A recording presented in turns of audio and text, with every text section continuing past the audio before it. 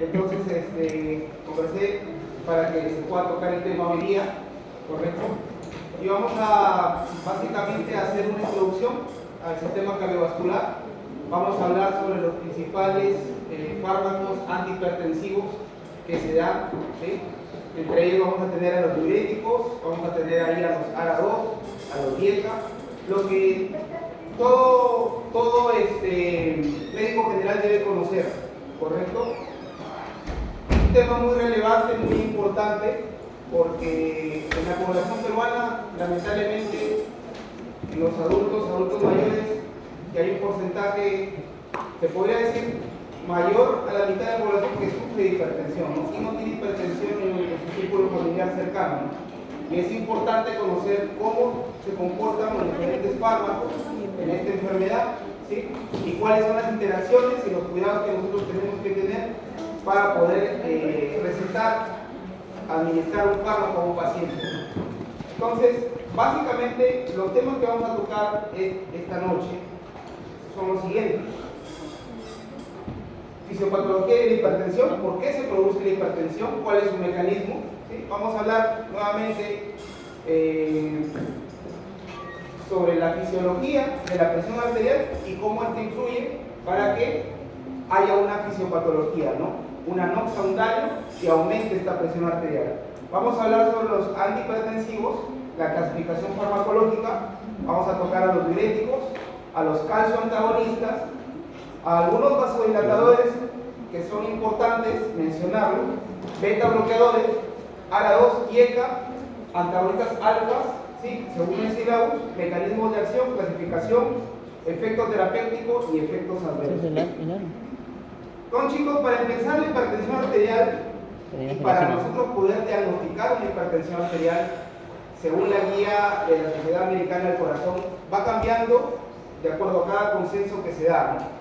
El 2017 teníamos una clasificación, para el 2020 este consenso de la Sociedad Americana del Corazón cambió la clasificación y entre ellas se introdujo que dentro de las pautas para poder tomar una presión arterial, ¿no? Y que sea exitosa y que sea válida, ¿no? Y que sea más confiable, nosotros deberíamos utilizar un tensiómetro automático digital. ¿Correcto, chicos? Estas son nuevas ítems que está dando la Sociedad Americana del Corazón y que vale relevante tenerlo en cuenta, ¿no? Entonces, si piensan ustedes comprarse un tensiómetro, en lo posible, para adelante que sea digital.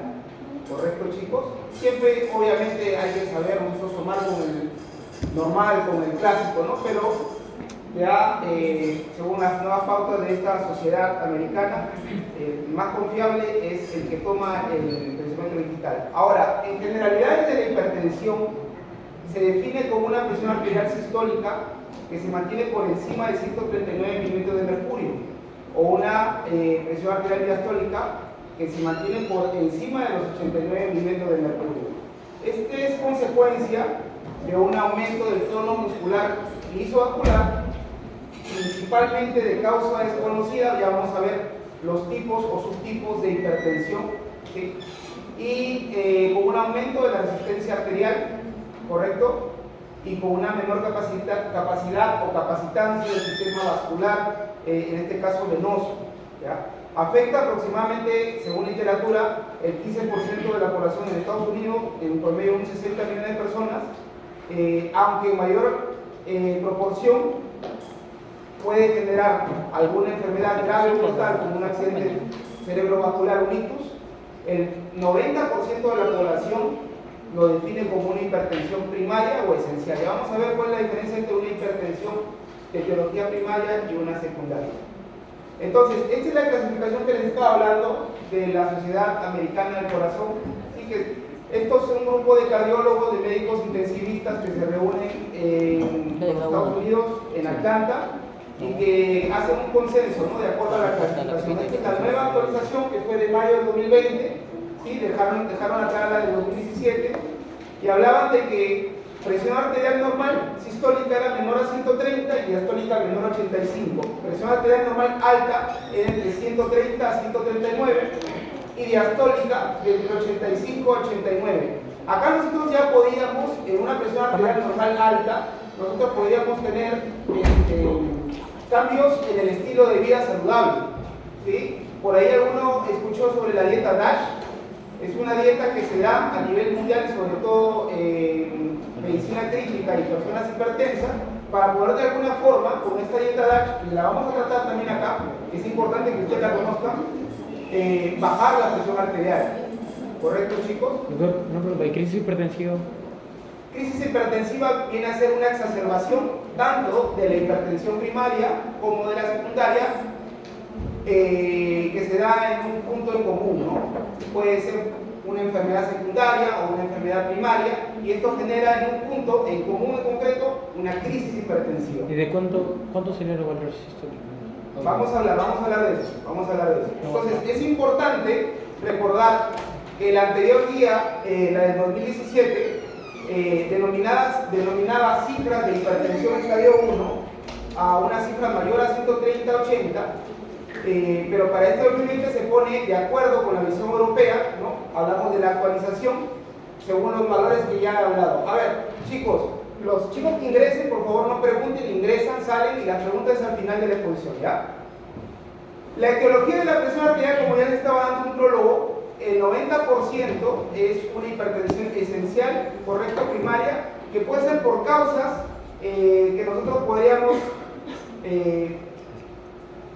dar o señalar como la raza, ¿no? En Estados Unidos básicamente se hacen consensos y se hacen metaanálisis para poder encontrar cuál es la causa, ¿no? Dicen que la incidencia de la hipertensión esencial es 4 veces mayor en las personas de raza negra, ¿correcto? Por ahí hay un factor epigenético, ¿ya? En las personas de mediana edad afecta con mayor frecuencia en los hombres que en las mujeres, y prevalentemente aumenta con la edad y con la obesidad. Obviamente, ¿no? Aumenta con la edad.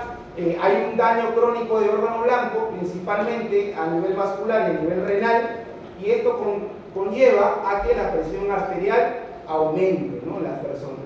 Estábamos hablando ahí de la primaria y la secundaria, ¿no? De la hipertensión arterial primaria, que resulta de interacciones entre factores ambientales y genéticos, y la secundaria, que son ya múltiples etiologías, son muchas etiologías, que les voy a poner también ahí, que pueden ser identificables, entre ellas renales, vasculares, endocrinas, entre otras, ¿correcto? Las ambientales, la comida rápida, hábitos no saludables, ¿correcto? La diabetes, enfermedad cardíaca, el consumo excesivo de sal, entre ellas también las genéticas, ¿sí? Que se están estudiando actualmente y que están en la literatura, ¿sí? Y las secundarias, netamente cuando ya se encuentra un daño a nivel de un órgano blanco, ya en este caso puede ser a nivel renal, endocrino, exógenas también, neurogénicas, entre otras. Estas son tantas que hay, ¿no? O sea, yo les pongo ahí para que ustedes lo lean, no va a venir en su examen cuáles son las etiologías secundarias, pero es importante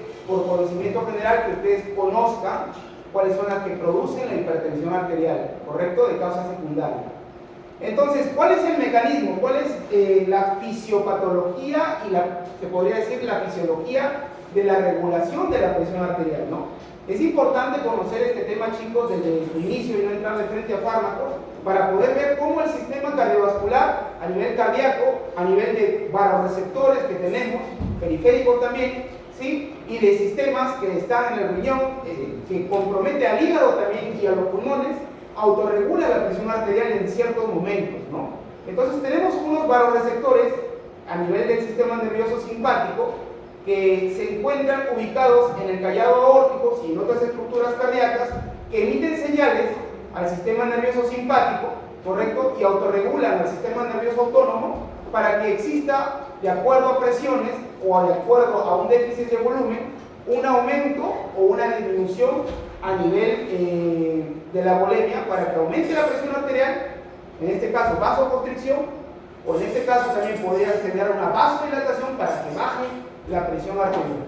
Entonces, son vasoreceptores básicamente del arco aórtico y del seno carotídeo que envían impulsos a los centros de reflejos cardiovasculares en la médula espinal. Nosotros sabemos por cultura que los centros reguladores a nivel simpático en la médula espinal están entre los dermatomas, chicos, ¿se acuerdan? ¿Cuáles son los dermatomas? T1 y T4, chicos, ¿ya? T1 y T4, torácico 1 y torácico 4, que son los dermatomas que van a autorregular, ¿sí?, las funciones cardíacas. Si nosotros bloqueamos los dermatomas torácicos T1, T4, generamos una hipotensión sostenida que puede ser mortal. En este caso, el anestesiólogo Walter Carpio coloca una anestesia regional y la dosis llega y sube hasta los dermatomas T, bloqueando esos dermatomas. Entonces ahí estoy en peligro porque puedo generar una hipotensión sostenida al paciente y un paro cardiorrespiratorio. Entonces todo tiene relación, chicos, ¿ya? Es importante que todo esto ustedes lo conozcan. Aparte tenemos sistemas como el sistema renina, angiotensina, aldosterona, ¿sí?, que son sistemas que básicamente por glicoproteínas y por enzimas van a activar, ¿sí?, diferentes mediadores para que la angiotensina al final, la angiotensina 2, haga una vasoconstricción a nivel periférico y por consiguiente aumente la presión arterial. Y doctor, ¿cómo funciona esto? Por estímulos de presión también, chicos, a nivel renal. Nosotros tenemos una unidad que es el glomérulo, ¿sí?, y tenemos ahí receptores que van a ser sensibles a la falta de volumen, ¿correcto? Y van a activar estos sistemas. Vamos a ver más adelante cómo es que este sistema actúa. Es importante que ustedes lo conozcan. Seguro que ya lo han leído y seguro que lo han repasado, pero es importante conocerlo acá. Y hablamos acá de la presión arterial, básicamente, que es el gasto cardíaco por la resistencia vascular periférica. Eso es lo de coquito, lo que está en todo el libro de fisiología, que es presión arterial. Y partiendo de esta premisa, nosotros vamos a tener que van a haber factores de riesgo que van a generar que esta presión arterial aumente, ¿no?, en condiciones X, ya sean primarias o ya sean secundarias, que la vamos a ver en este cuadro. Este cuadro es importante, ¿no? La fisiopatología de la hipertensión arterial, todo está en el sistema cardiovascular íntimamente relacionado, ¿ya? Entonces, presión arterial es igual al gasto cardíaco con resistencia vascular periférica. Vamos a tener que este gasto cardíaco es el volumen sistólico por la frecuencia cardíaca. Entonces, si hay un aumento tanto de volumen sistólico como de frecuencia cardíaca, va a aumentar el gasto cardíaco y por consiguiente va a aumentar la presión arterial. Yo les quería hacer esta clase, chicos, porque es importante que ustedes tengan una introducción antes de entrar con todos estos fármacos, ¿correcto? Es lo ideal. No sé por qué cambió el sílabo del año pasado para este y cambiaron, pero debería ser así en orden, ¿ya? Entonces acá tenemos el volumen sistólico, que es un volumen obviamente que va a darse por la diástole cardíaca, ¿ya?, por la contractibilidad y por la poscarga. Y vamos a tener que este volumen o esta precarga va a estar dado por el retorno venoso, la duración de la diástole y el volumen sanguíneo. Por otro lado, tenemos la resistencia vascular periférica. Aquí vamos a tener el diámetro vascular, el sistema nervioso autónomo, tanto simpático como parasimpático. Ya sabemos que ahí va a estar dado por los dermatomas, por los vasoreceptores, ¿ya? Un sinnúmero de hormonas que van a autorregularse, en este caso el sistema renina, angiotensina, aldosterona, una viscosidad de la sangre y una longitud del vaso. Ahora, chicos, para poder entender esto, nosotros tenemos que poner acá patologías que incrementen a la presión arterial, ¿no? Entonces tenemos, por ejemplo, una patología que puede incrementar la frecuencia cardíaca. ¿Qué patología puede incrementar la frecuencia cardíaca? Una arritmia, a ver, ¿qué otra más? Un hipertiroidismo podría aumentar la frecuencia cardíaca, ¿no? Entonces, al aumentar la frecuencia cardíaca en un hipertiroideo, tenemos ahí una persona que está con una frecuencia cardíaca basal de 115, 120 por minuto, ¿no? Y él vive normal sin darse cuenta que es hipertiroideo, ¿correcto? Entonces vive con hipertensión. Una causa probable, una causa confirmada y es una causa secundaria, ¿no?, que puede generar hipertensión arterial. Ahora, hablando de la resistencia vascular periférica, tenemos acá el sistema nervioso autónomo, ¿no? Tenemos acá tanto al sistema simpático como parasimpático. Si tenemos una patología que de alguna forma bloquee el diámetro vascular, en este caso una aterosclerosis, va a aumentar la resistencia vascular periférica y por consiguiente va a aumentar la presión arterial. Entonces es importante tener en cuenta que pacientes que están con el colesterol elevado o con los triglicéridos elevados tienen potencial a desarrollar hipertensión arterial. ¿Correcto, chicos? Y así un sinnúmero de patologías, tanto primarias como secundarias, que pueden generar el aumento de la presión arterial. ¿Ya, chicos? Entonces es importante que conozcan esto. ¿Ya? Ahí por ahí una pregunta puede salir. Nuevamente, el gráfico, ¿sí?, de la glicoproteína, de la renina también que secreta el riñón, ¿sí?, y que forma por una enzima. ¿Cómo se llama la enzima, chicos? ECA. Convertidora de angiotensina. Enzima convertidora Angiotensina. de angiotensina. La AT1 a la AT2. Y la AT2 se podría decir que es la responsable, ¿sí?, de generar la vasoconstricción a nivel periférico por excelencia. ¿Correcto, chicos?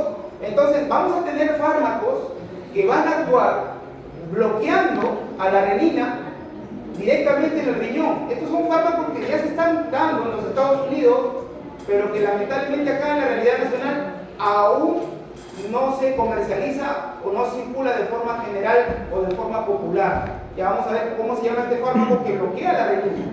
Vamos a ver fármacos que van a inhibir los famosos IECA, ¿correcto?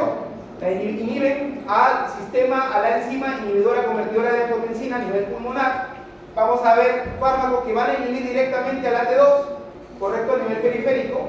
Vamos a ver fármacos que van a generar de alguna forma una disminución y una, se podría decir, fricción de algunos iones como es el sodio, y por consiguiente genera que baje la presión arterial por una disminución del sodio, porque sabemos que el sodio es un ion que retiene líquido y por consiguiente aumenta la presión arterial, ¿sí? Vamos a ver beta bloqueadores que están a nivel vascular y que van a generar también alguna forma una vasodilatación y una disminución de la presión arterial, y cada una de estas en consecuencia, hablando farmacológicamente, generan una terapéutica en la hipertensión. Vamos a tener también acá que el callado aórtico y a nivel carotidio van a haber vasoreceptores, ¿sí?, que van a estar interconectados con la médula espinal, ¿no?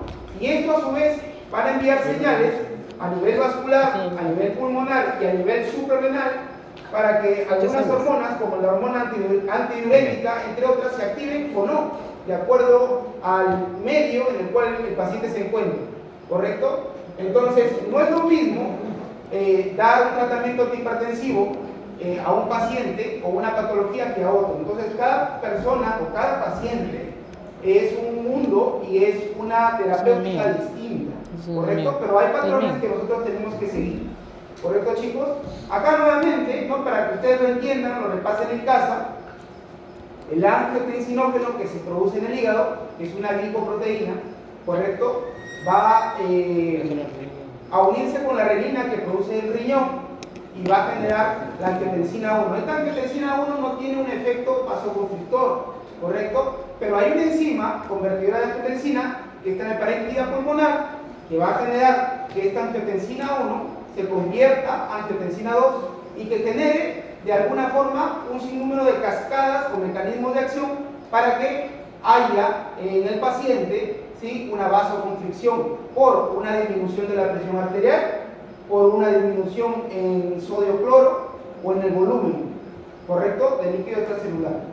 Ahora vamos a hablar y vamos a entrar directamente con los diuréticos. Es importante ustedes que ya conozcan dónde actúan los fármacos en las diferentes porciones, ¿sí?, de la nefrona, ¿correcto? Entonces, los diuréticos son fármacos que estimulan la excreción renal de agua y electrolitos como consecuencia de una acción perturbadora en el transporte iónico a lo largo de la nefrona, especialmente el sodio, ¿correcto, chicos? Se usan para regular el volumen, la composición de los líquidos corporales, y hay que tener mucho cuidado con el riñón, ¿ya? Porque si nosotros vamos a tratar a un paciente con hipertensión y tiene un daño renal conocido, nosotros tenemos que saber qué fármaco vamos a administrar, porque hay fármacos que van a eliminar sodio por la orina, hay fármacos que van a eliminar calcio, otros fármacos que van a eliminar potasio, y si el paciente está con un desequilibrio hidroelectrolítico, podemos hacer más daño al paciente. Por eso es importante conocer netamente la fisiopatología del paciente y cuáles son sus electrolitos que están bien o no y la condición clínica del paciente, ¿correcto? Esta es la anatomía y la fisiología renal, ¿sí? Básicamente esto ya lo conocen, lo llevaron en anatomía seguramente. Entonces, la fisiología renal va a tener básicamente tres etapas principales: el filtrado glomerular, la reabsorción tubular, la secreción tubular y la excreción. Y vamos a tener en cuenta que los fármacos que van a actuar en esta nefrona van a tener como consecuencia, ¿sí?, el deterioro o no de la nefrona, ¿sí?, y las comorbilidades que tenga el paciente, ¿sí?, como un antecedente. Entonces vamos a tener que en la parte de la nefrona hay diferentes reabsorciones, ¿sí? Como vemos acá, el túbulo contorneado proximal reabsorbe principalmente la glucosa en un 99%, aminoácidos, vitaminas, entre otros hidroelectrolitos, reabsorbe agua y secreta estos hidrogeniones. Vamos a tener que en el asa delgado de Henle va a haber impermeabilidad y va a haber reabsorción de agua, y así como en el asa gruesa, ¿sí?, en el túbulo contorneado distal y en el túbulo colector. Ahora, este cuadro es importante que ustedes lo repasen. Yo no lo voy a leer todo el cuadro, ¿correcto, chicos? Yo les voy a dar solamente los puntos importantes. Básicamente acá está el segmento de la nefrona, del ovérulo, ¿sí? Vamos a tener la función de cada uno de estos, qué va a hacer en cada uno de estos sitios anatómicos, la permeabilidad al agua que tienen, los transportes primarios y sitios y la acción principal. ¿Ya? Para no darles tanto entrevero y ponerles un poquito más fácil la cosa, hay gráficos, y yo he encontrado gráficos en internet para poder darles los grupos farmacológicos y dónde actúan principalmente. Eso lo vamos a ver más adelante. Entonces, para poder ver la función renal y para poder ver una tasa de filtrado glomerular adecuada al paciente, tenemos que saber que existen marcadores séricos, como es la creatinina, ¿ya? Esto nosotros vamos a verlo en un examen de laboratorio sanguíneo, ¿sí? Y es importante que el médico, en este caso un médico general o un médico especialista, para poder recetar un diurético, tiene que saber mínimo la creatinina del paciente, la urea del paciente para ver en qué estado está ese riñón, y la tasa de filtrado glomerular que se saca, o una fórmula, a través de la creatinina. ¿Correcto, chicos? Vamos a tener que muchas enfermedades cursan con un aumento en la reabsorción del sodio, ¿sí?, una expansión de líquidos extravasculares y con edema en los tejidos.